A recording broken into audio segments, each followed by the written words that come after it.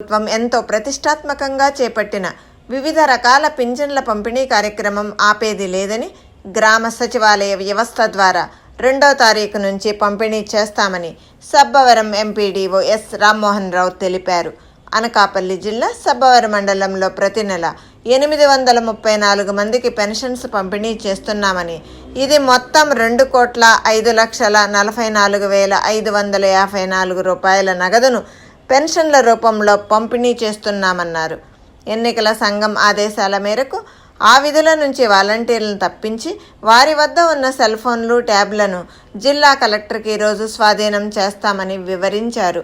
గ్రామ సచివాలయ వద్దకు లబ్ధిదారులు వెళ్లి పెన్షన్లు తీసుకోవటం బాగానే ఉన్నప్పటికీ దీర్ఘకాలిక వ్యాధిగ్రస్తులు, వృద్ధులు, వికలాంగులకు ఇబ్బంది కలుగుతుందేమోనని ప్రశ్నించగా వారి విషయంలో ప్రభుత్వం ఏ నిర్ణయం తీసుకుంటే ఆ విధంగా వ్యవహరిస్తామని ఎంపీడీఓ తెలిపారు.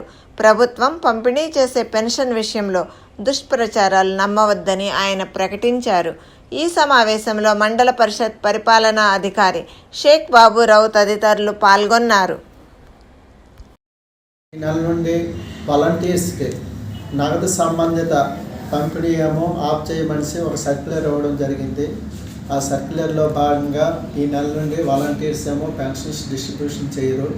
ఆ పెన్షన్స్ డిస్ట్రిబ్యూషన్ కార్యక్రమాన్ని సచివాలయం స్టాఫ్ ద్వారా నిర్వహించడం జరుగుతుంది.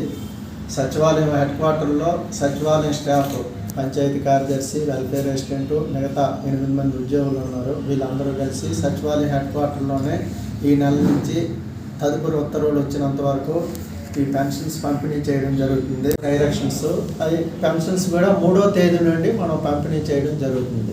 సార్, గతంలో ప్రభుత్వం డోర్ డెలివరీ ఇచ్చినటువంటి పెన్షన్ల వల్ల వయోవృద్ధులు, ఏమండి వికలాంగులు, బెడ్ రిడన్లో ఉన్నటువంటి వాళ్ళు కూడా లబ్ధి పొందారు. ఇప్పుడు మరి వాళ్ళని ఎలా తీసుకుంటారు? ఫర్దర్గా డైరెక్షన్ ఇస్తామని చెప్పడం జరిగింది మాకు. సార్, ప్రస్తుతానికైతే సచివాలయం హెడ్ క్వార్టర్లోనే పంపిణీ చేయమన్నారు. బెడ్ రిడన్ కానీ ఓల్డేజ్ పర్సన్స్ కానీ గురించి వాళ్ళ గురించి ఏమో మనకు ఫర్దర్గా క్లారిఫికేషన్ ఇవ్వడం జరుగుతుంది అనేసి హైయర్ అథారిటీ నుంచి చెప్పడం జరిగింది. పెన్షన్స్ ఏమో పంపిణీ చేయడం జరుగుతుంది. 3 నుంచి డెడ్ లైన్ ఏముంది సార్?